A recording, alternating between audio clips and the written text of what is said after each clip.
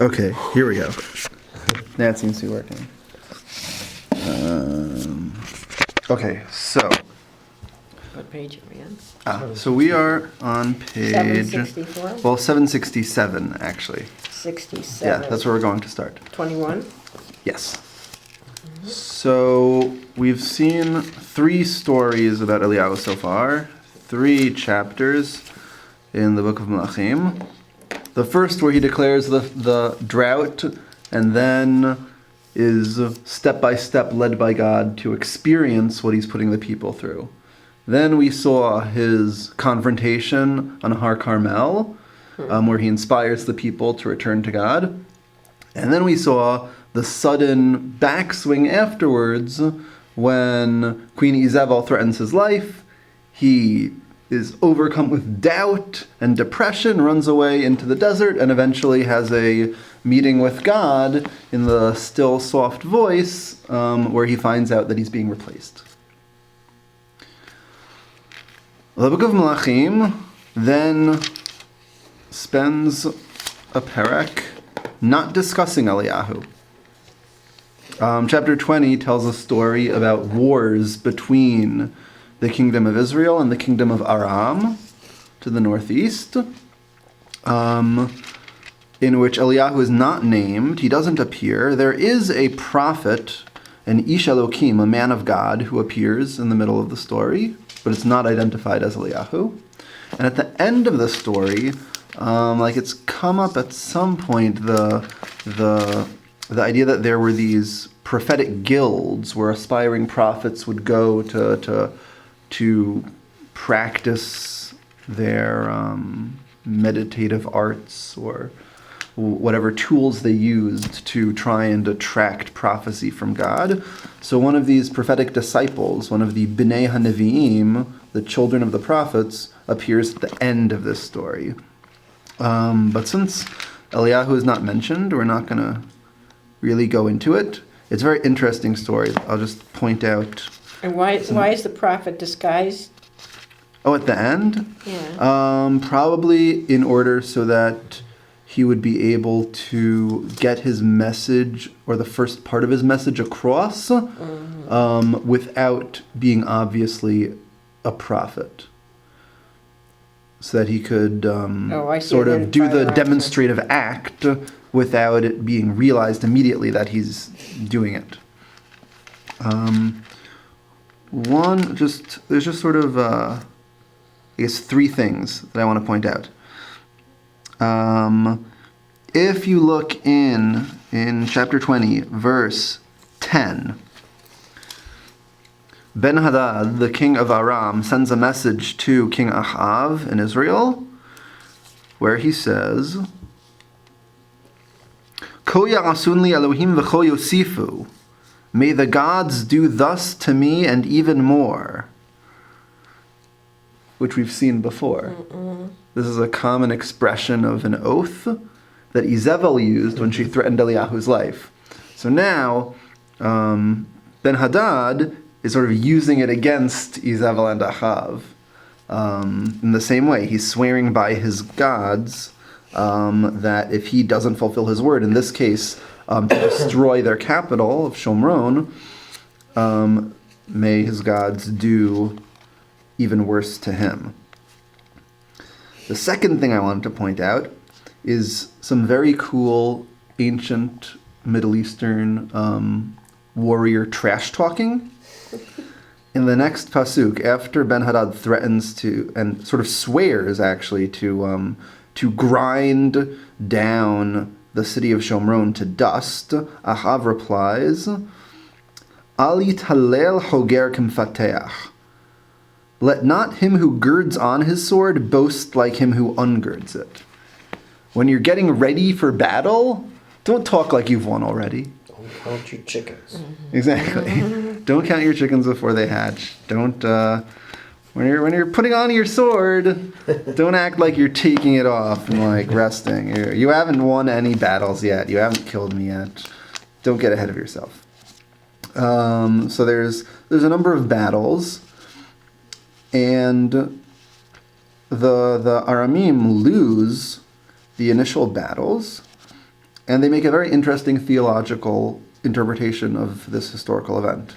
If you jump to verse 23, you see that the ministers or servants of the king of Aram, they tell him, why did they lose? Elohei harim Elohehem. Their God must be a God of the mountains. That's why they got the better of us.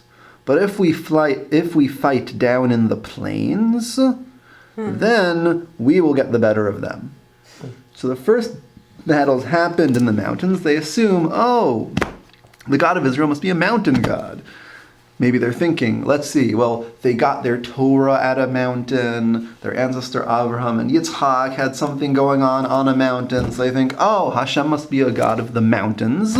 That's where their God's power is, so let's go fight them in the plains instead, and then we'll win. Turns out that they do not win. And this is where the Ish Elokim, the man of God, the prophet, appears, who is not named in verse 28. ויגש איש אלוהים ויאמר אל מלך ישראל ויאמר כה אמר השם יען אשר אמרו ארם אלוהי הרים השם ולא אלוהי עמקים הוא ונתתי את כל ההמון הגדול הזה בידיך וידעתם כי אני השם. So the man of God approaches and says to the king of Israel, thus says God, because the Aramim have said Hashem is a God of the mountains but not of the lowlands, that's why you're going to win again. Because I don't want them to believe this theological claim that they made. I want them to know that they're wrong. And so there's another battle. The Israelites win. Ben-Hadad and his Aramean army loses. So they basically dictated their own fate by making that proclamation. Exactly. It's sort of like tempting fate. Yeah. Okay. And then this other prophetic figure appears at the end, who is also not Eliyahu, who uses sort of prophetic drama to teach Ahab that God was not happy with the fact that he released Ben-Hadad to go back home to Aram and make more trouble for them later. So they're not the same. They're not the same prophet? Is that what Yeah, it's a different prophet. The prophet in the middle of the story is referred to as Ish Elokim, man of God. Mm-hmm. The one at the end of the story here is called Ish Echad mi b'nei ha-nevi'im, a certain man from the disciples of the prophets. Mm-hmm. A prophet in training, if you were. Okay. The story we're going to look at this time involves Eliyahu, but Eliyahu only comes in near the end. What we're going to see is a bit more of his antagonists, of his nemesis, Ahab and Jezebel, and what it is that they were doing in Israel to their kingdom, which got Eliyahu and God so angry at them. Okay, so would anyone like to volunteer to read? We're at the beginning, paragraph 21. 21. The following events occurred sometime afterward. Naboth the Jezreelite owned a vineyard in Jezreel, adjoining the palace of King Ahab of Samaria. Ahab said to Naboth, "Give me your vineyard so that I may have it as a vegetable garden, since it is right next to my palace. I will give you a better vineyard in exchange, or if you prefer, I will pay you the price in money." Okay, thank you. So, the sort of the intro to the story. It's happening in Yisrael, in Jezreel. Ahab is referred to as the king of Shomron. Shomron is sort of the main capital of the kingdom. Still the map here. Shomron is up in the mountains. Yisrael is in a valley to the north of there, sort of close to Mount Carmel. Ahab and Yezebel seem to have some kind of palace back in Shomron, and then the secondary palace down in the valley in Israel. And right next to their palace is this vineyard. The vineyard of Navot, which Ahab wants. What does he want it for? Vegetable garden. Vegetable garden. You're growing grapes. I want to grow watermelons. Or cucumbers or something. Cucumbers are an evil vegetable, appropriate for evil kings. So right next door, he wants the vineyard, and he offers him a better vineyard. Sounds like a nice offer. I'll take your vineyard. You give me, I'll take it. I'll give you a better one. Or I can pay for it with money. Nice offer. Any objections? Anyone think that it's not a nice offer?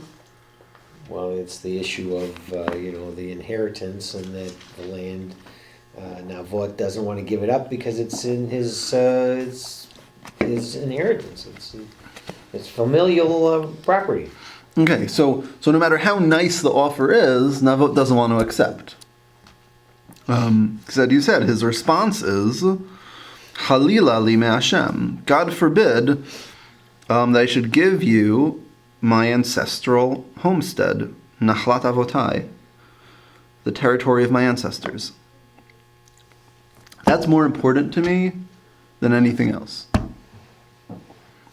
Living on the territory of my ancestors is more important than getting a better vineyard, more important than getting money for the vineyard. I don't want to give it up. Is the Hebrew word actually vegetable garden and vineyard? Yes. It's a kerem, which is a vineyard, and a gan yarak, literally a garden of vegetables. Yirakot. Yeah. Or greens, if you want to translate it like super literally. Uh-huh. So he's Yeah, just because vegetable seems to me like a more contemporary term. Right. So he's just a citizen. Yes. He's nothing special. He's not royalty. Nothing Doesn't like- seem to be. No, seems to be just a normal citizen who owns property. And okay, and Ahab doesn't have the right just to confiscate the land. Confiscate the land. Seemingly not. Okay. He wants to acquire it fair and square, Okay. and he's offering him fair payment for Yeah. it. Either way, either trade or money. Right. sounds like a mitigation. You know, when you mitigate land? I don't know what that means. Uh, What is that? It means for example, if a builder wants to build a piece of property and there is a wetlands and the rules of the game say there has to be a wetlands, the builder can produce a wetland on another adjoining piece and use that piece to build on. So Oh. Okay, so it's like, making one place for another. okay. But So it's the same purpose, but just moving it over. okay, so you're saying there's a fair, normal real estate practice Uh-huh. which people do today. Correct. Okay, it's not weird, it's not unusual. It's a thing. It's normal. Okay, cool. Thank you. Mitigation. Yeah, called Okay. mitigating land. Okay. Cool. Thank you. Okay. So Navot doesn't want to give it up because this is an ancestral territory. How does Ahab react? Yeah. He lays down and shuts off. Yeah. Again, field position, whatever. Yeah. He goes Doesn't home. eat. Dispirited and sullen. Yeah. Dispirited and sullen. Sar of his life because of what Navot told him. Nothing like you expect a king to do, right? Right. But who does it sound like? Sounds like Elijah when he Right. when he same thing. He's curled Right. up in the fetal position. Right, so Elijah went to sleep and wanted to die because he felt like he lost the game. He ruined his purpose in life. He lost. He couldn't do it. I'm no better than my ancestors.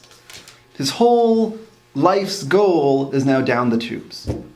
So he's depressed and suicidal and off in the desert.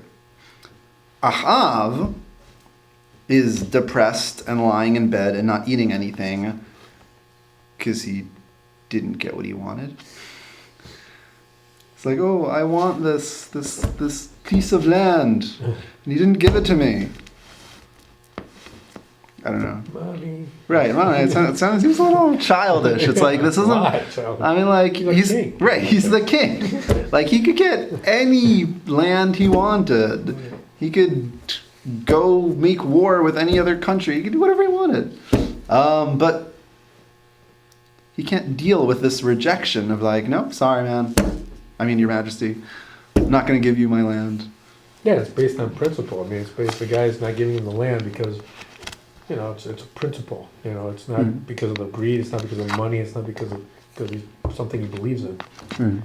So that's kind of, maybe that's even the worst. Maybe that's even the thing, that Ahab realizes that he doesn't believe in anything. And this guy's just a much better human being, a much even, you know, in some ways greater than he is, even though he's king. Wow. Because he's basing this on principle, not on just material stuff, you know? Wow. Okay. So maybe he's Thank just, you. I don't know, just Very interesting. felt that right now. Could be, because Ahab really seems to be sort of the prototype of what Eliyahu was talking about on Mount Carmel when he tells the people, you're jumping back and forth between positions. You don't have any consistency. You don't have any clear principles. And Ahab really seems to represent that. So if he just changes what he believes in and what he does based on his mood, who it seems like is winning at the time, then maybe you're right. Maybe seeing someone who feels so strongly about an ideal that they're not going to give it up no matter what, maybe that's a special reason for him to react so badly.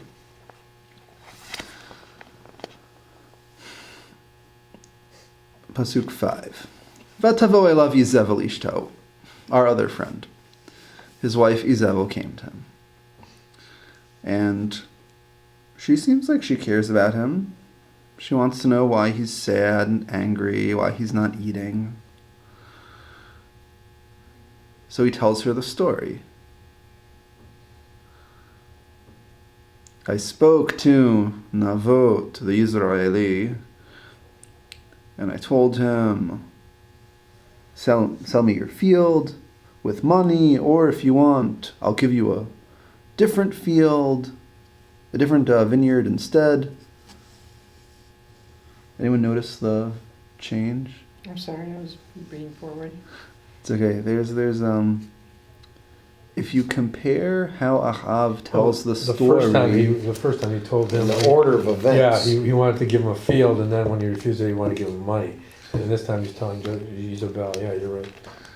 Right. So if we look back in the narration, he says, I'll give you instead of it kerem tov mimenu, a better vineyard. Or I'll give you money. And here it says, I'll give you money and... Another A vineyard. What does he not want Isabel to know? that he was groveling. Right. That he offered him something better. So he offered him more than it was worth. He's so desperate that he really wants it. It was like, I'll give you much more than you deserve. And he's afraid of Isabel. Right. He's obviously concerned about it. And he knows that she wouldn't appreciate this. He's trying to play this fair and square. I really want this vineyard, so I'll give you what you want, even if it's more than it's worth. That's what he said to Navot. But to Izebel, can't let her know that. I think what she writes in the letters is interesting. We'll get there. We'll get there Okay. soon. We'll get there. She's Peter. I'll read. Evelyn Wood. Or Evelyn Wood. Okay. It's so exciting. I have to kind of figure out what's going to happen. Okay, so, V'omer lo atin lachat karmi, and he said, I will not give you my kerem, my vineyard. V'tomer lav Izevel. So what does Izevel say? Ata ta'aseh melucha al Yisrael. You, now, you will make kingship over Israel. Or as they translate it here, Now is the time to show yourself king over Israel. Man up. King up. Act like a king. You wimpy, desperate. Rise, need Pathetic. something and Right. be cheerful. I will get you the vineyard. Right. So she's telling him, this is, you're going to be, you like, show them that you're the king. And then she's like, don't worry about it. I'll deal with it. I'll get it for I'll you. take care of it. I'm getting like conflicting messages here. Like on the one hand, she's like, you should be tough. What's wrong with you? Why are you begging this commoner? On the other hand, she's like, don't worry, Ahab. I'll solve your problems for you. I'll get you your vineyard. Well, what would she be without him being king? She would be a princess of a different country. And she might be married to a different king someplace else. Yeah, but okay. But I mean, But she'd be nobody it's all in her interest for him to be, powerful and Or appear that way. whatever. Right. So yeah, got nothing to lose. It also might be a cultural difference between Israel and the Phoenicians, or between Israel and a lot of other nations that had monarchies. The question is, what is a monarchy? Is the king above the law, or is the king within the law? So in the Torah, there are laws about what a king can and cannot do. Right, because the ultimate king is Hashem. Exactly. Right. Ultimate king is Hashem, and the human king is sort of God's regent in the world. And so the king has to obey the Torah. Right. The king can't do a whole list of things and can't do lots of things that anyone else can't do. Whereas if you have a society where the king himself may be seen as a god, That's a whole different story. right, then the king can do whatever they want. Right. That makes sense. It's interesting. And so this might be one more aspect of this what we might want to call, using contemporary terminology, cultural imperialism that Izebel is trying to import from the Tzidonim, these Canaanite attitudes towards the divine, towards religion, towards belief, and towards kingship and the running of society. And so she might be telling him something along the lines of, you Israelites are such wimps. Be a real king. Let me show you how it's done. Whereas Ahab is respecting the biblical land transference, familial transference, and so on. Right. So does that mean he still has some respect for Torah? And I think so. I think Yeah. because he really does like just flip-flop back and forth, and he shows aspects of his personality that are very traditional and respectful towards Torah. And then at the same time he's bringing in Baal and bringing in Izebel's prophets of Baal. he's a very conflicted man. All right. Yeah. So I mean we can sort of skip and see something interesting because it's not really in our discussions of Eliyahu, so we're not going to really focus on it anyway.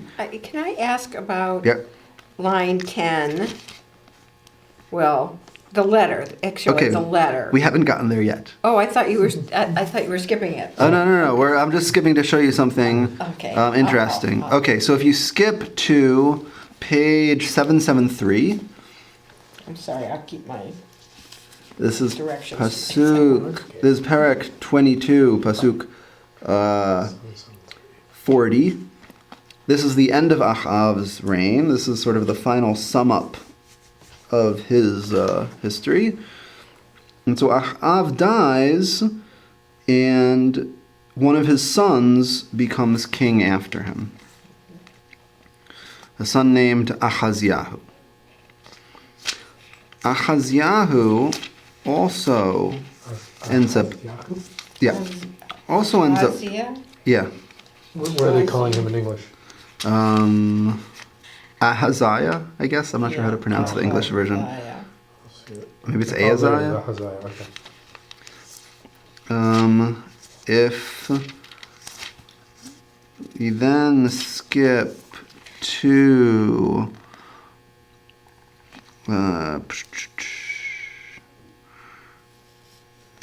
okay,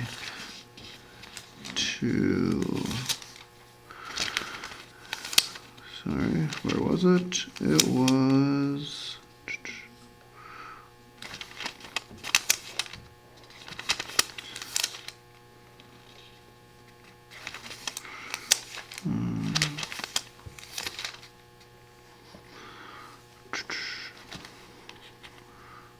okay.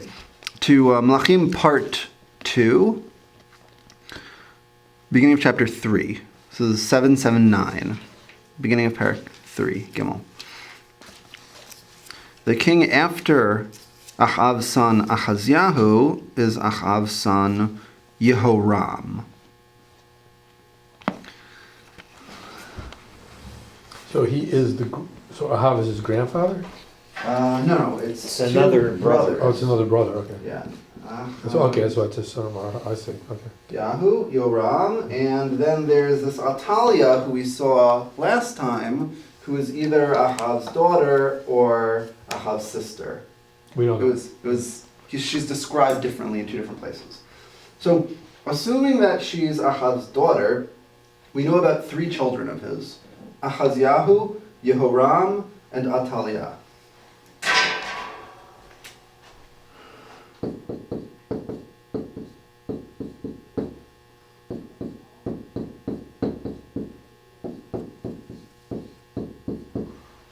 What do these 3 names have in common?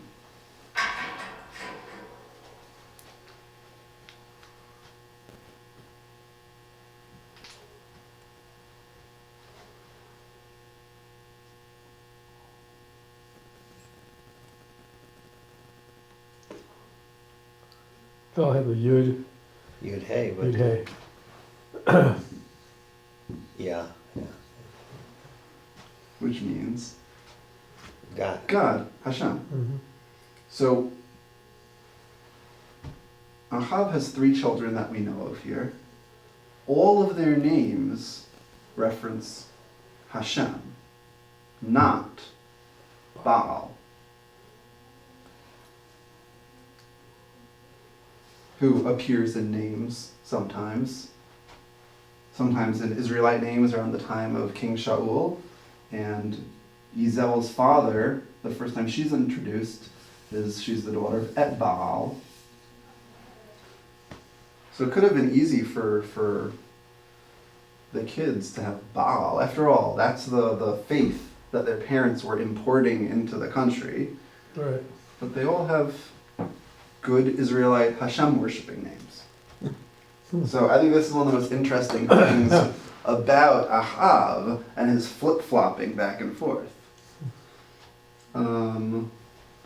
Interestingly enough, if we look in the Davidic dynasty over here, Shlomo's grandson is named Aviyam. Not Aviyah, but Aviyam, which looks like, it means sea, but it's also the name of like the Canaanite sea god, which is sort of weird and discomfiting maybe. Especially considering it's not on the chart here, but around the same time, I think it's on the chart that I gave you the first time with the first few dynasties in the Northern Kingdom. Yeravam, the tragic hero of the North, his son is named Aviyah, clearly with the Yud Hey. But so Ahab really is sort of flip-flopping back and forth. He's very complex. And here, he seems to really respect the laws of Am Yisrael, especially when it comes to the sanctity of ancestral territory. And it bothers him so much that he just can't take this vineyard from Navot. Navot said no, and that's it.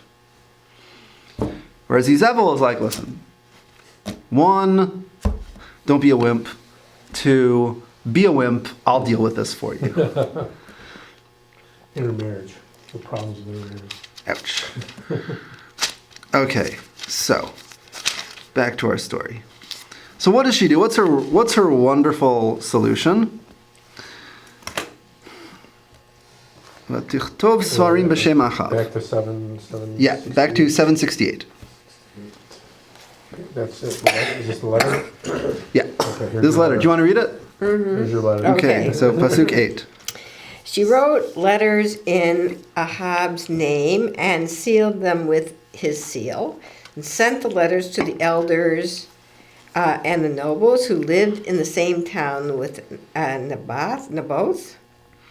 In the letters, she wrote as follows: proclaim a fast and seat Naboth in front of the assembly, and seat 2 scoundrels opposite him, and let them testify against him. You have reviled God and king, then take him out and stone him to death. So let's break all 10 commandments in one little Right. I guess I was struck by the tying together of God and king. Because maybe, well, And God with a capital, it's not a God or Baal and it's putting I didn't understand where it reviled the God, but in the sense it reviled the king, yet she called. oh, because of what he actually did when he rejected Ahab's offer? Is that what you're saying? Well, You could say that's reviling the king? I could say it's reviling the king, but I couldn't Okay. say it's reviling God. Okay. Yet she puts the two of them together. I just thought that was tell a lie long enough, Yeah, It's not true. She's using the word God with a capital G. Yes, She's using yes, Hashem. yes, she is. That's unclear, because if you look in the Hebrew, it says Elohim, Okay. Oh. which could be Hashem, or it could be any other God. It could be God with a lowercase g also. But that's misleading But with then the she. capital But G. then what Well, no, kind- it's not misleading. It's just but then the what kind of particular interpretation that this translation chose, because you have to choose. But then what kind of leverage would that be to have a man stoned to death? So that would depend on what the people were believing at the time Okay. and what their attitude towards it was. So Rabbi, it says Beirachta, which is like a blessing, not. exactly. Yeah, okay. So this is one of the original sources for the expression, the euphemistic expression of blessing God to mean cursing God. It's an expression that's used because people don't want to actually talk explicitly about such a horrible thing as cursing God, and so they call it blessing God. If we flip far away from here into the Torah, into my bar mitzvah parsha, Emor, so in Vayikra, Leviticus, chapter 24, Leviticus. On the page. yeah, page 264. There you go. Page 264, we are in Vayikra, Parshat Emor, chapter 24, verse 10. After most of the Parsha has dealt with laws of Kohanim and sacrifices and the blemishes that make them unfit and various laws of holidays, the end of the Parsha has this fascinating story about, quote, blessing, unquote, God. So Vaytzei ben Isha Yisraelit v'hu ben Ish Mitzri. There came out among the Israelites one whose mother was Israelite and whose father was Egyptian. And the rabbis have all kinds of midrashic explanations of how this could have occurred. What kinds of horrible things were going on near the end of the period of the slavery in Egypt that could have led to this relationship. And a fight broke out in the camp between that half-Israelite individual, the son of the Israelite woman, and some other person from Bnei Israel. Vayikov ben ha'isha Yisraelit et Hashem vaykalel. The son of the Israelite woman pronounced the name in blasphemy, and then he's brought to Moses and they have to figure out what to do with him. So literally what it says in the Hebrew is vayikov. Yikov is to among other things, here it seems to mean to pronounce explicitly, to make something clear. So he pronounced the name of God, and he cursed. Put them together, he's cursing God. And so what ends up happening is Moshe doesn't know what to do with this guy. This seems to be the first time that such a horrible event has occurred in the history of Bnei Israel. And then God tells Moshe, what do you do with someone who does such a horrible thing? You stone them. Take them outside the camp. And the whole community should stone him in order to expunge the evil from within the community. But the first line doesn't say stone him to death, where the following line said he shall be put to death. Yeah.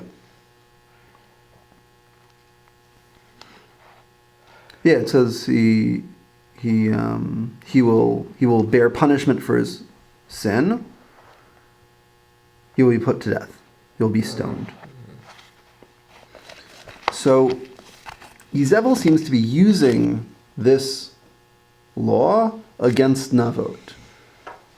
Getting these B'nai V'liya'al, these scoundrels, these people with no moral restraint, to testify falsely against him, that he has committed blasphemy against God and the king.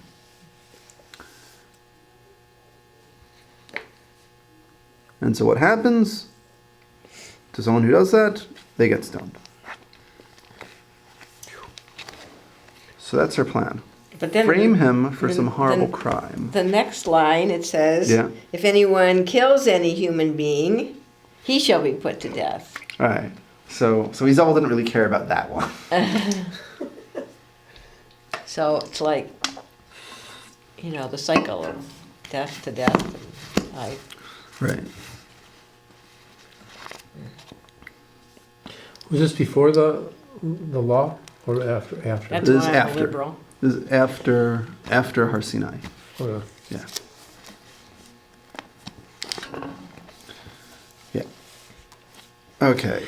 yeah. So, back to Yezebel. Back to page 768. So she sends these messages in Ahab's name with his seal. So maybe that's what she meant when she said, you better king up, I'll solve this problem for you. I'll solve this problem for you, but make it as if you're doing it. Okay, you put your name on it. Right. I'll ghostwrite your kingship. Right? I mean, well, her name sounds sort of like is evil. Yeah, it's true. Is evil. Wow. Okay, so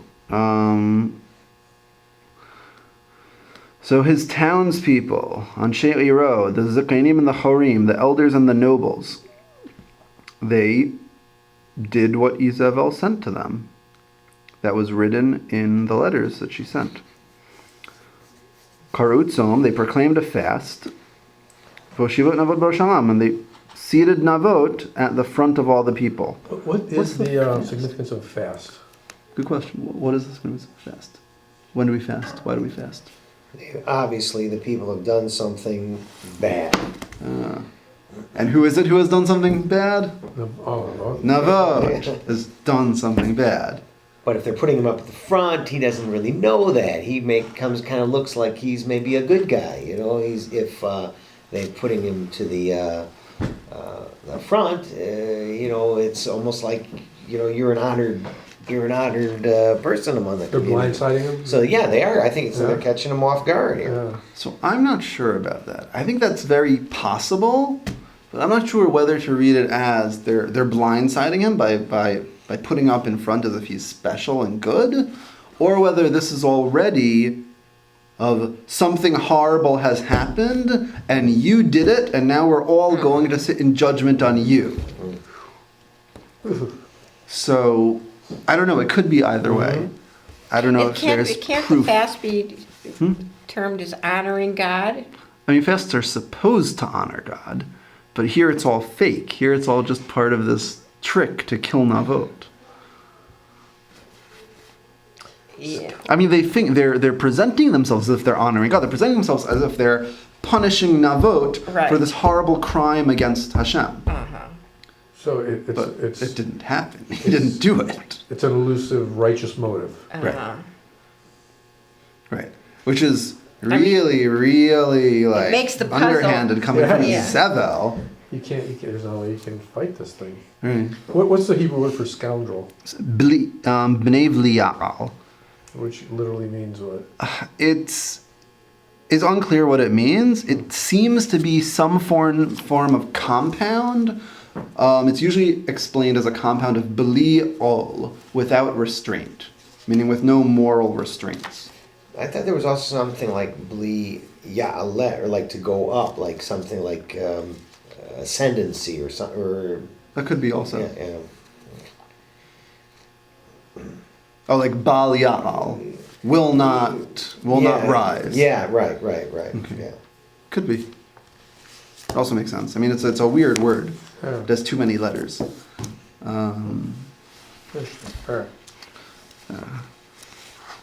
Yeah, so most of the explanations I've seen explain it as b'li ol, but bal ya'al also sort of can have a similar idea. Like they're not going anywhere; they're just So going these are down. paid false witnesses, basically. Yeah, All right. exactly. All right. Okay, so they do it. These b'nei v'liya'al, they sit down against him, opposite him. They testify before the people, and they say, Beirach Navot Elohim v'Melech. Navot, blessed, with sarcasm quotes, God and King. They take him outside the city and stone him to death. Exactly. Where's Hashem? I know. Hashem is, I mean, if he can make a sacrifice, go up in flames with water, soaked in water, why can't he stop this stoning? Anyway. I mean, that's the same question that we had before. Why, how could Izebel have killed all of those prophets? All right. So the big question of wait and theodicy. Okay. I mean, like we're still waiting to understand why bad things happen in the world. But I mean, these are all decisions made by human beings. So, so they send a message back to Izebel saying, Navot has been stoned and he is dead.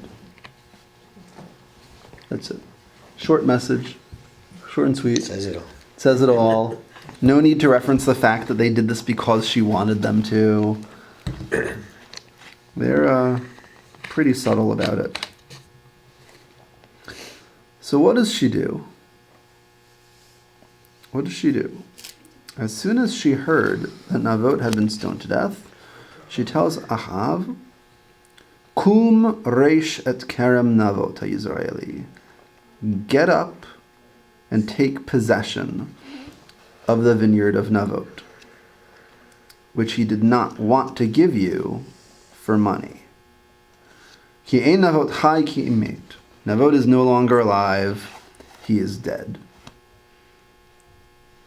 Now this may just be some kind of incidental thing, but assuming then there's no other sons or brothers or any other family members that would get Navot's Karen, right? I mean, is that the assumption? That is one possible assumption. So that could be. Another possibility is that this might be why she threw in the blasphemed God and king. Because if you're in rebellion against the monarchy, then the monarchy can take your stuff when you die. Okay. This is kind of a little bit of an aside. Okay. The people that stoned him to death, Right. they're innocent, correct? Because they did it the same way that back in Ymor. Right. Because they felt that they believed that Naboth blasphemed God. Right. So they're halachically Correct. absolved. Yes. Okay. Yes. The false witnesses are guilty. Yeah. The elders are guilty. But if it was the common people who were just following through with the punishment that had been decided, then Yeah. they would be innocent. Okay.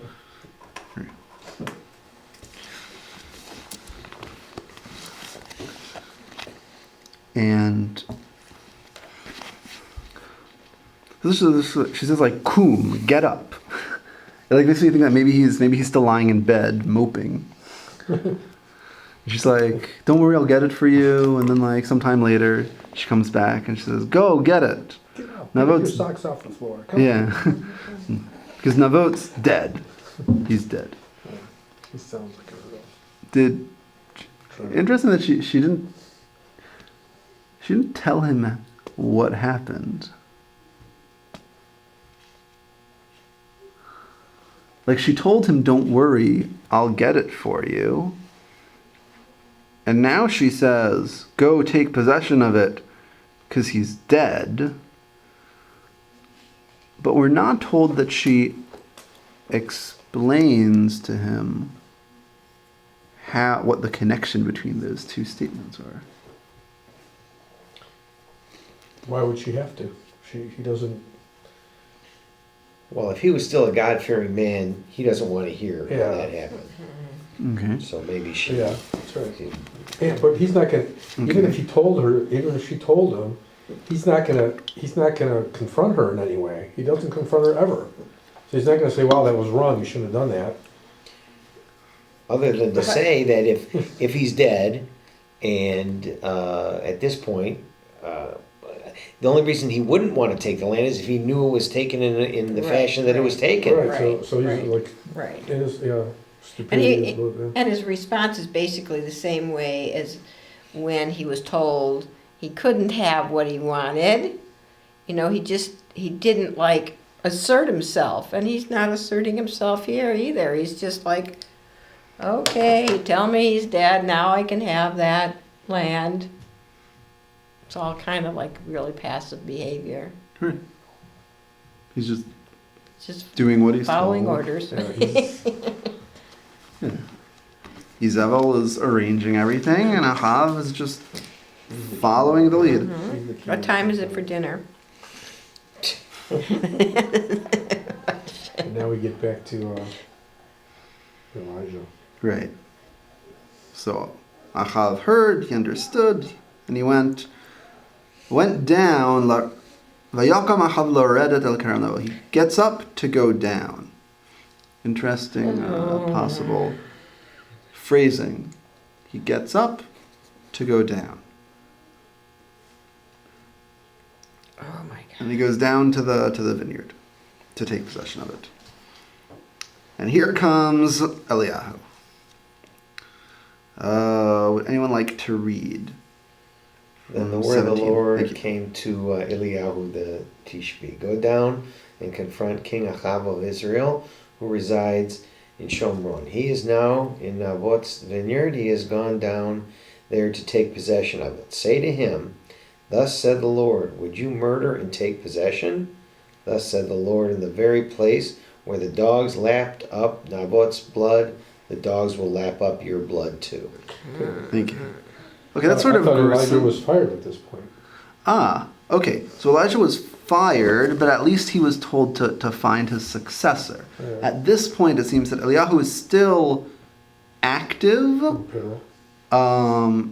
Sorry? No, on the payroll, he's still. Yeah, he's still on the payroll. He's still active as a prophet. He hasn't retired yet. He's been given his notice or whatever. He's probably training Elisha to be his successor, but he's still active for now. This is not bull. So Eliyahu's telling them both that the dogs are going to lap up, he's telling Ahab that the dogs are going to lap his blood too. Yes. Eye for an Which is eye. a Yeah. pretty gruesome thing that we were not told about before. Before we were just told that they sentenced Navot to death by stoning, and they did it. Right. But now we know. Yeah, now we know that it was a little bit more gruesome than that. And why isn't she being punished since she is the culprit? And he's just kind of like, he's like a member of the public. You know, if they're exonerated for stoning, if they didn't know truth from fiction, he's kind of the same way. Unless he's expected to not just let people tell him what to do, and actually to be a king, not in the sense of take what you want and kill who you want, but be a king in the sense of take responsibility for your country. She told him, I'm going to get it for you. Don't worry. And then the next thing she tells him is, he's dead. Like, he shouldn't be just like, oh, that's great, yay, thank you. He should be Interesting, thinking, just circumstances. Wow, that's Right. amazing. One day he's alive and I can't get his measure. Now he's dead. Also Amazing. because he does have an affiliation to the Torah. He does have right. his point of free will is different than hers. His point of free will is, is elevated. He has the ability to discern Torah versus non-Torah, good versus, she doesn't. She's in this complete other mindset, complete other world, right? I don't know. That's what I'm Could thinking. be, yeah. I mean, he knows it's wrong. That's why he didn't ask. She doesn't. For her, it's just like her way of life. Well, unless Have she you get been away with it learning later on? Michtav Miliahu of Dessler? Okay, because I think that's the mid-20th century philosopher that really talks about this concept called the point of free will. Maybe. Okay. Yeah, I think that's where. Yeah, I mean, Okay. I haven't been learning. I've probably heard it once or twice Oh, okay. in my life. Okay. Okay. I mean, just to expand that idea, there's this philosophical concept that That's that's it. that all of us are different because of our life experiences and our cultural background, and so the aspects of our lives in which we actually express our free will can be different, in the sense that I go to the store and I choose, am I going to get this drink or am I going to get a different drink? That's a fairly minor decision. That isn't necessarily an aspect of free will in a moral sense. Mm-hmm. I'm walking down the street and someone litters. I don't have to resist the urge to kill them for littering, because it's not in my upbringing, my psychological attitude, whatever, to become so enraged by littering that I have to resist the urge and not commit murder. So there's no free will there, according to this theory. I'm not choosing to follow the law and not kill. It would be impossible for me to actually murder someone because they littered. On the other hand, someone who grows up in some war-torn society where all the rules and interpersonal ethics are falling apart, who has to kill to survive and is always living on the edge of danger, actually has to make decisions about whether to follow do not murder or not at each point, or steal, right. It's actually a decision for them. They have to choose. And so similarly, someone on like sort of the other side, someone who grows up so desperately poor that they have no food and they just have to take from other people because they just don't have anything to live on, like they also aren't really choosing that. that's just what they have to do. That's the mode of life that they've been brought up in. And so when it comes to free will, according to this theory, there's sort of a very narrow range that it's called the nikudata bechira, the point of choice, where we actually make moral decisions.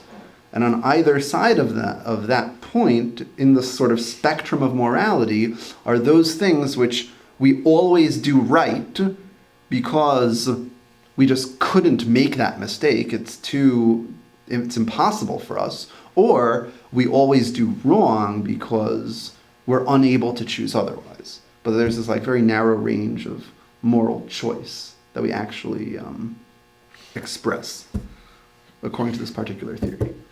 And so what you were saying is that because of their backgrounds, where they're coming from, what they believed in, Ahav's and Izebel's points of choice aren't necessarily in the same place. And so she's doing this because to her it's natural. This is what kings do. This is what queens do. Whereas for him, he didn't want to do it. He couldn't even think of the possibility of getting the vineyard in some non-legal fashion until she did it for him. It wasn't in his range of choice until she manipulated him into accepting it. And so now he's responsible. And he's going to be punished. Yes. She'll also be punished too. We'll get there soon. Wait. Yeah, I hope so. She seems to be the Yeah. Okay. center pole. Okay. This is really gruesome. I mean, we weren't told about these dogs and Navot's blood before. But Eliyahu says that the place where they lapped up his blood, they'll lick up your blood too. Okay. So in the Hebrew, does it look like when because in the English it's a question mark.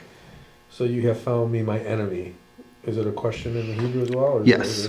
Ha mitzatani oyevi. It's the ha of question. Right. Yeah. So you have found me, my enemy.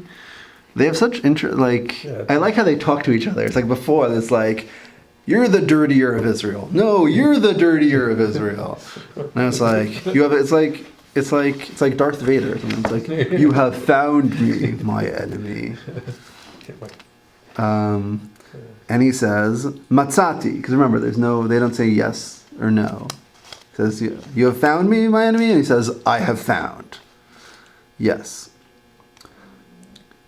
Why? Because you have committed yourself to doing what is evil in the sight of the Lord. The word that's translated here as committed yourself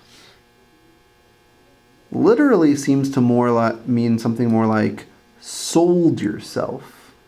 Limkor is to sell. Okay, yeah, okay. You've sold yourself over. You're giving yourself over.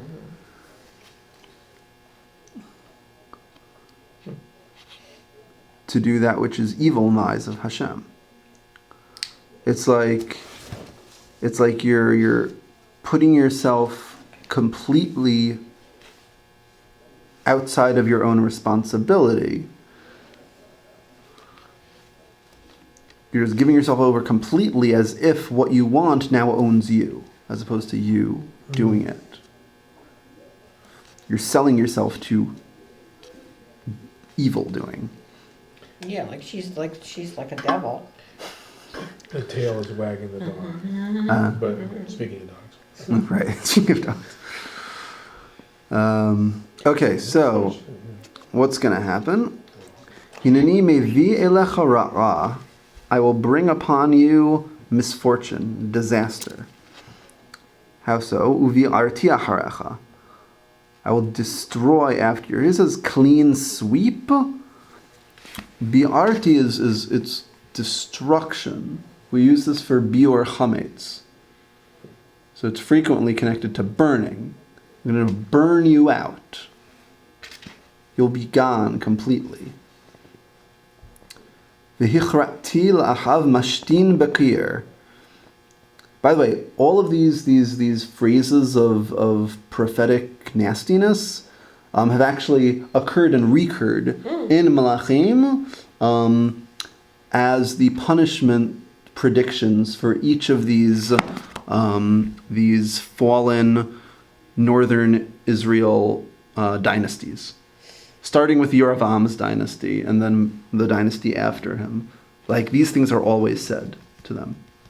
When they go bad, and then God sends them a prophet to tell them that you're being bad, you're going to be destroyed, these sort of extreme, explicit, sometimes gruesome phrases keep on coming back.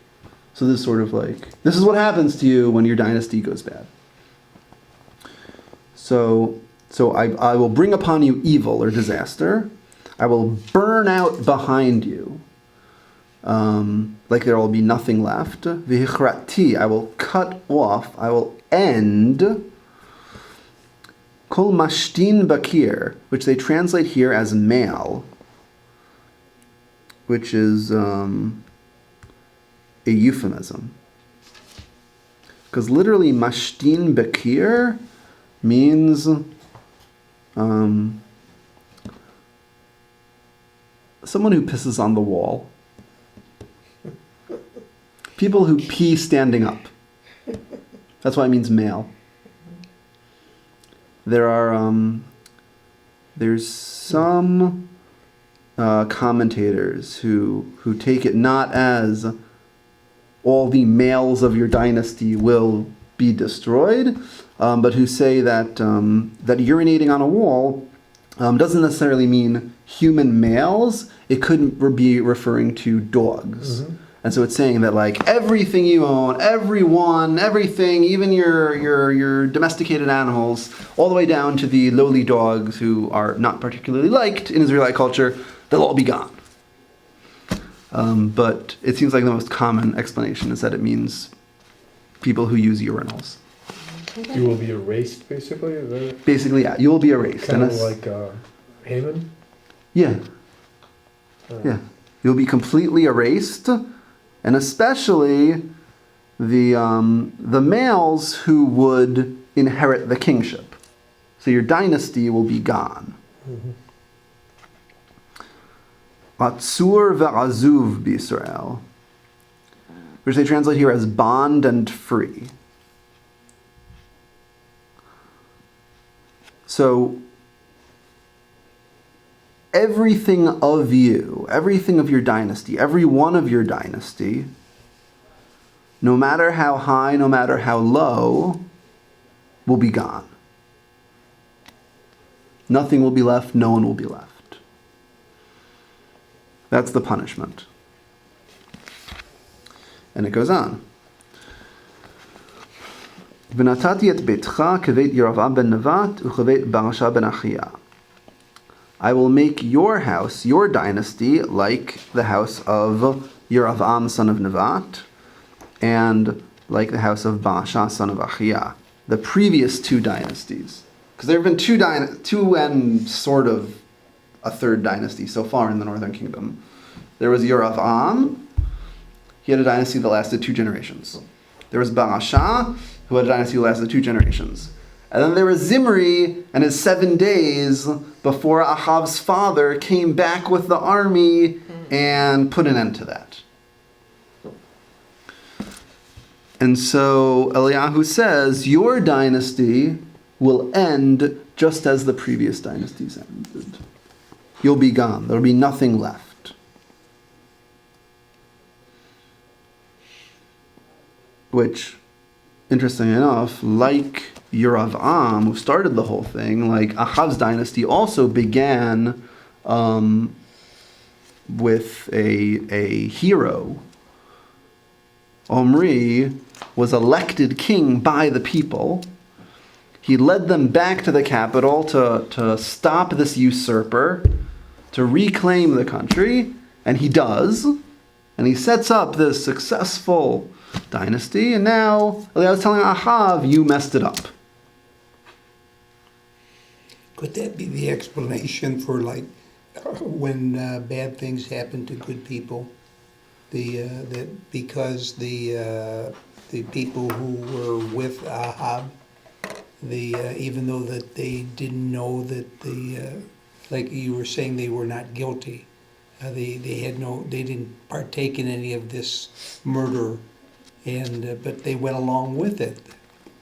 They were part of the crowd, and then when suddenly somebody dies, and a young person perhaps, and has been healthy, and the family asks, "Why did this happen?" Do you see where I'm going? Or I don't. You I'm not sure how are you using this to answer the question of when bad things happen? When bad things happen to good people, they just happen to be in that. You're talking about the associate- generations of Ahab afterwards? No. The people that are that generation was wiped out.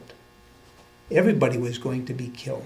No, it was Ahab's lineage that was going to be. I see. Yeah, there's Ahab's dynasty. Then His family. That's what I'm talking about. You mean those innocents that came after Ahab? Mm-hmm. Well, God didn't do it to Ahab. He did it to his descendants. Right. There seems there seems to be a notion of shared responsibility where as the dynasty in power, if they mess up, then God says, I'm going to let someone else have a chance. And it's not going by the individual so much, but as the family. Even though individuals do matter. But when an individual messes up so bad that it gets to this point, then God says, like, you've lost your chance. We're going to try something new.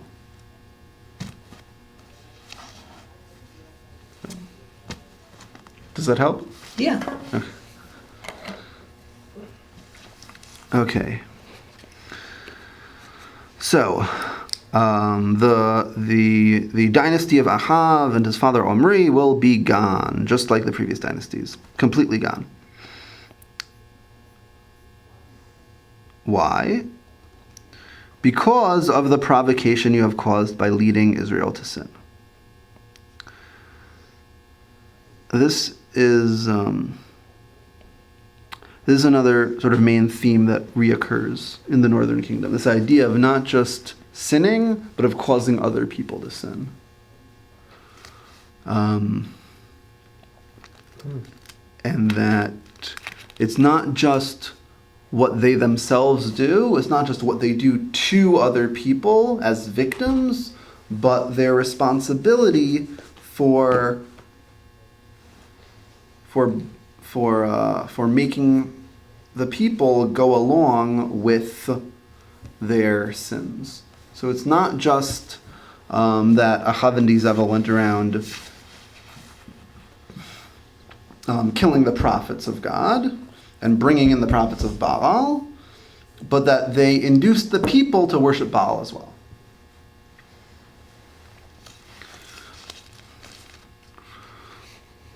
And so even though, like we're talking about free will, the people themselves have their own free will, they're being blamed for manipulating them, for causing them to sin.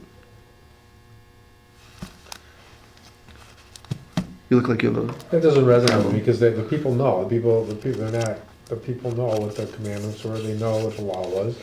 So at that point, they know. So no matter, I mean, Okay. unless it's like, I don't know. I mean, I don't know. What was the power of the king over the people? It was not, in this case, it's not more than Hashem over the people, right? But it's like, Right. I don't know. Although Jezebel does seem yeah. pretty scary, So even to that- Eliyahu. So that's a question though. So under threat of life, can you?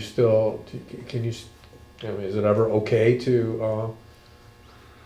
Defend yourself, but not. No, not defend yourself, but to what's what I'm trying to say? To renounce Hashem, so that you can live? So according to the halacha as it's determined in the Gemara, which is not necessarily the same as was done back in this time, idolatry is one of the big three that you're never allowed to violate. No matter what. So you take Right. death over that. Right. Okay. But even today, you hear these stories of people that like convert to Islam or else will kill you. Right. So how about if I had that fan, it's what would I do? And what do you halachically what are you supposed to do for that? So ideally you're strike. not. Ideally you're not. I mean, so one. Wait, what did you say? I said a preemptive strike. Right. So, I mean, first of all, anytime someone tries to kill you, Yeah. halachically, you're supposed to defend yourself by killing them first, Right. Which is, if that's what's necessary. So that's all.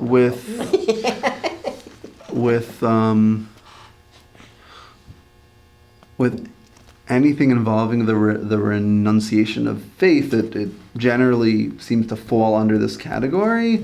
But interestingly enough, in the Middle Ages, you find two different trends in Ashkenaz and in Sfarad.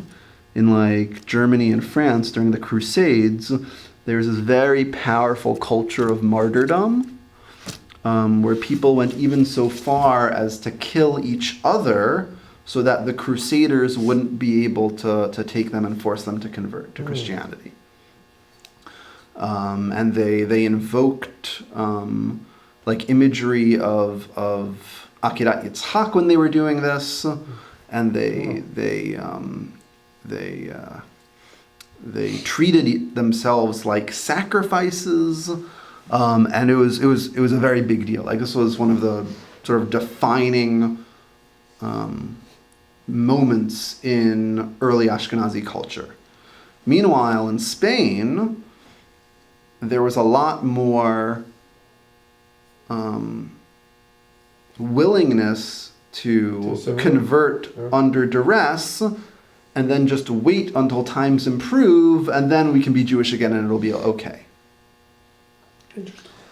And so, whereas in Ashkenaz, there's this very, very powerful culture of martyrdom, in Sfarad you have things like Rambam writes this whole letter about martyrdom, where he says, yes, you're really supposed to give up your life rather than renounce God, but if someone can't do that and they give in, then you shouldn't judge them for it, and they should try to do as much as they can, and you should always try to escape from a place where you're in that danger, but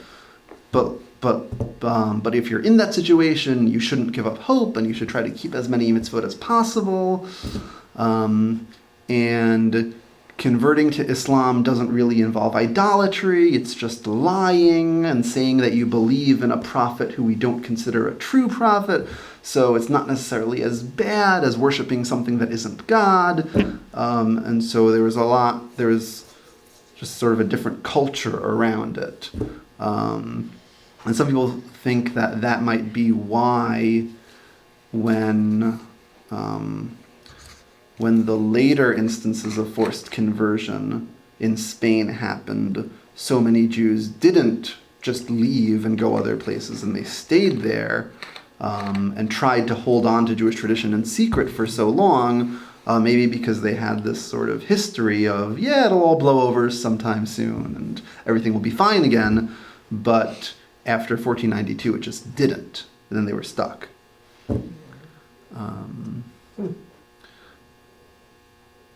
But,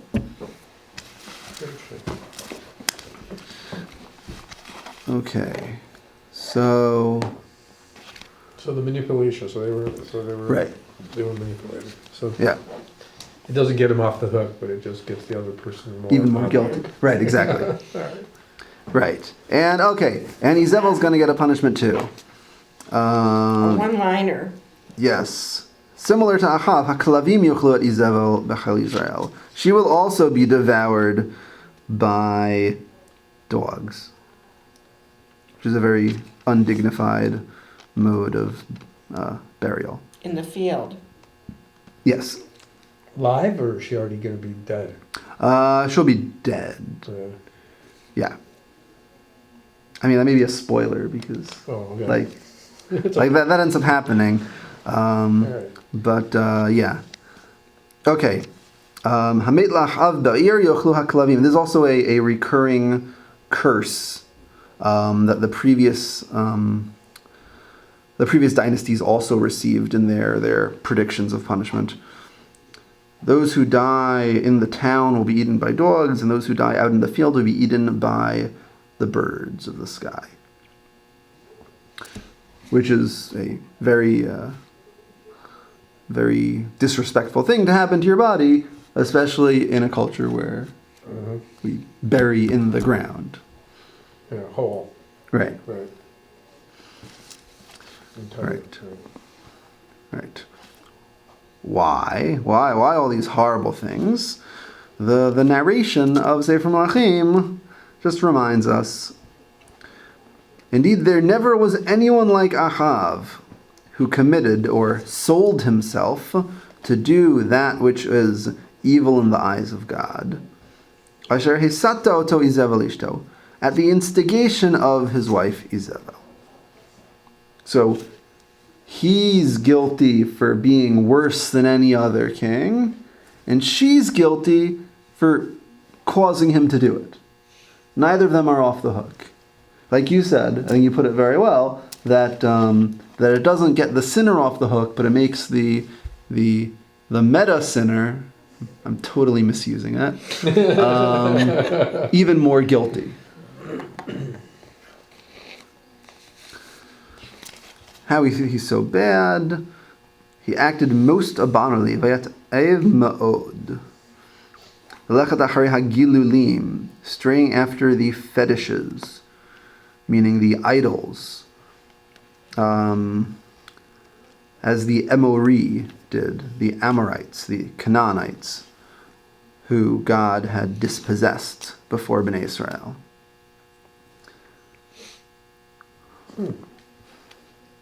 What about? How do we know that's idols? Why is it idols? Because it's a term that's used for idols. It's actually seems to be a derogatory term for idols, Okay. which may be related to a word for poop. Really? Yeah. Okay. But it's used for idols. It's in Did you say Aleinu. P-O-O-P? Yes. Yeah. There's a lot of bodily functions going on here. Whenever negative statements about idolatry are... Yeah, I think it's used in Aleinu, actually. Abominable. Yeah. Because it's Yeah, so abominable is being used to translate vayat ev. He acted in a to'eva fashion, which is the word which is usually translated as abomination. and then in other places in the Torah, that's usually certain sexual acts, isn't it? I don't know about usually. It does appear with some sexual acts. It's also used for some non-kosher animals and tricking people with untrustworthy measurements in business. So Yeah, but it's that abomination that people like talking about. In that paragraph, I kept wondering what the hold was that Isabel had on him. And you just connect the dots, and it's like, well, his fetishes and abominations, and maybe that was his tension. It was like Torah or Isabel and what she can do for me. Right. I don't know. Could be. I don't know. Anyway, Yeah. But I mean, it's the fetish here isn't like It's not like that. Yeah, it's not that kind of yeah.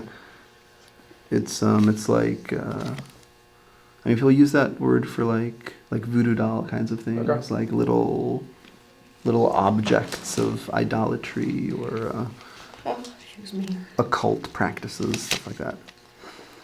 Okay, so how does he react to this? He's been pretty passive the whole time, Right, just right. doing what she wants, lying down in bed when he doesn't get what he wants. So when he hears these words, when he heard these words, he rips his clothes, which is a sign of mourning. He puts sackcloth on his body, which is also a sign of mourning. He fasts. And he lies down in the sackcloth, and he walked around subdued. He walked around slowly, solemnly. So he seems to take this pretty seriously. Well, Well, all of a sudden, yeah.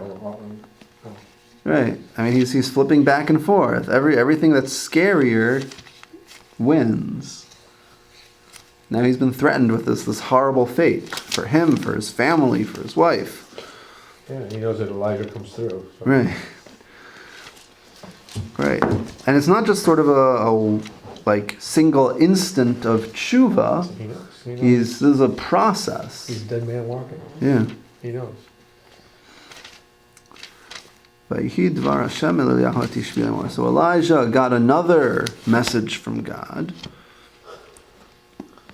What's the new message from God? It says this is the same ha question prefix. Ha ra'ita. Did you see how Ahab has humbled himself before me? Because he has humbled himself before me, I will not bring the disaster in his lifetime. Instead, I will bring the disaster upon his house in his son's time. Okay, which we aren't necessarily so comfortable with. Right. Okay, well, what's the logic here? The logic seems to be that as a dynasty, his team is now out. He lost the right for his family to rule Israel. But as an individual, he's done enough tshuva not to suffer from the punishment directly himself.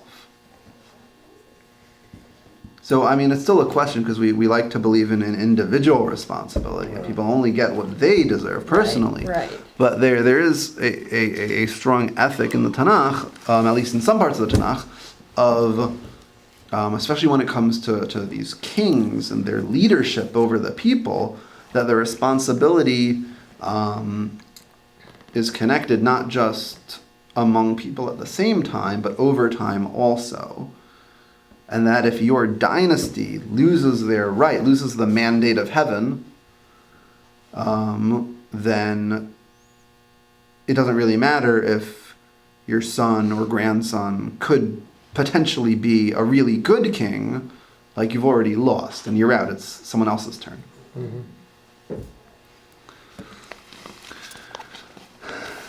But they're not that's out the yet. question about why good things happen to bad people. You know, Right. if you believe in them that you are being punished for the sins of your Answer my question. predecessors. Right.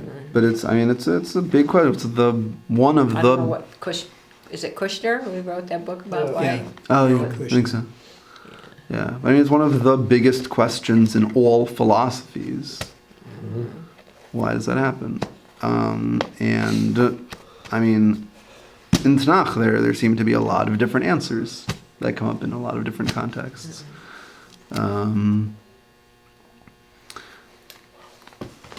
Because, I mean, not long after this, maybe a few hundred years after this, the prophet Yehezkel says explicitly that no one gets punished for anyone else's sins. And he says, I don't think I remember exactly where to find it. No one gets punished for anyone else's sins. You get punished for your own sins. And then, which is a more modern interpretation. Right. He says, okay, I don't think I'm able to locate exactly where this is. But he says, there is a saying that people like to say, Ha'avot achlu boser v'shinei banim tikhena. The parents have eaten unripe grapes, and the children's teeth are pained. It's a saying. It's a proverb. It happens, these people do something dumb, and these people suffer for it. It happens. And he says, this saying is false, it will never happen again. Doesn't happen. People are only punished for their own sins, not for anyone else's. So Yechezkel makes a very strong claim against that. But other prophets and other stories in Tanakh seem to say that it can happen, that responsibility can be shared among individuals, particularly when it comes to dynasties like Ahab's. And so, in this story, we saw a little bit more about Ahab and Izebel and their relationship to each other, their relationship to the people, more of Ahab's relationship with Eliyahu. And we saw Eliyahu acting more like a usual type of prophet. Like he's going to the king and he's confronting the king and he's saying, you did something wrong, God is going to punish you. As opposed to before where he was sort of throwing these powers around. He's like, no rain, okay, that's it, no rain. Fire from heaven. Big showy demonstration on Mount Carmel. Here he's, as like teachers and parents of young children like to say, he's using his words. Instead of he's as opposed to show, don't tell, he's telling instead of doing things that are more dramatic and more violent and more pyrotechnic or magical or mystical. And so So are we to presume he got the message after all? Possibly. But It there's could more be. to come There's later. more to come. Yeah. There is. Yeah. There's another story we're going to see about Eliyahu. And then there's going to be the story of Eliyahu's disappearance. And that's going to be it for Eliyahu in the Tanakh. Then we're going to move into rabbinic literature and move into the folk tales. But so far right now, it seems like maybe he got the message. Maybe he's using his thin, small voice, even though he's talking about gruesome, horrible fates that will occur to evil kings. But we'll see later on how consistent he is in this change.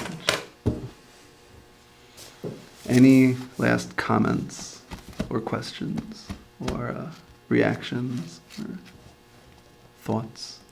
Yeah, he didn't have any problem going to see Ahab. He didn't argue with God. He didn't doubt himself. Nothing. He just did it. Yeah. There was like nothing. So Nothing we're told that's about. really he's inconsistent that way, isn't he? I guess it will. Taking on the missions from God. I mean, sometimes he freaks out and doesn't. Sometimes he just doesn't even think about it and does it. Right, but the ones where he didn't want to do it, where he needed to be poked and pushed, that was about him. It seemed like he was lying in the desert, and he was suicidal and depressed, and he had to be encouraged. Like, no, you have something to do. You have places to go, people to see. Like, get with it. Whereas anything having to do with doing his job in relation to the people, he seems a lot more confident about. Really? The only sort of questionable thing is when Izebel threatens him and he runs away. But there, God doesn't tell him, go to Izebel and don't be afraid and tell her she's wrong and threaten her with all these horrible punishments. So he doesn't have a direct command against her at that point. Mm-hmm. So that could be why he was scared at that time. Maybe when he has a direct instruction, he feels more confident. I mean, that is a phenomenon that we see among prophets. I mean, Yirmiyahu is told specifically by God, I'm going to tell you what to say and what to do, and you're going to do it, and I'm going to protect you so that you'll be able to do it. and don't back down, because if you lose your confidence, then I'll let you fall. No pressure there. Right. Right. This is also after Yirmiyahu says, but I'm just like a kid or teenager or something, like, I can't do this. And God's like, don't worry, you'll do it. Do it. But Eliyahu seems pretty confident, except when that one thing where he thought he won, and then suddenly she like rips it out from him. So I still haven't figured her out yet. I don't know why she's an interesting character. Yeah. Ishkar. Yeah. Thank you, everybody.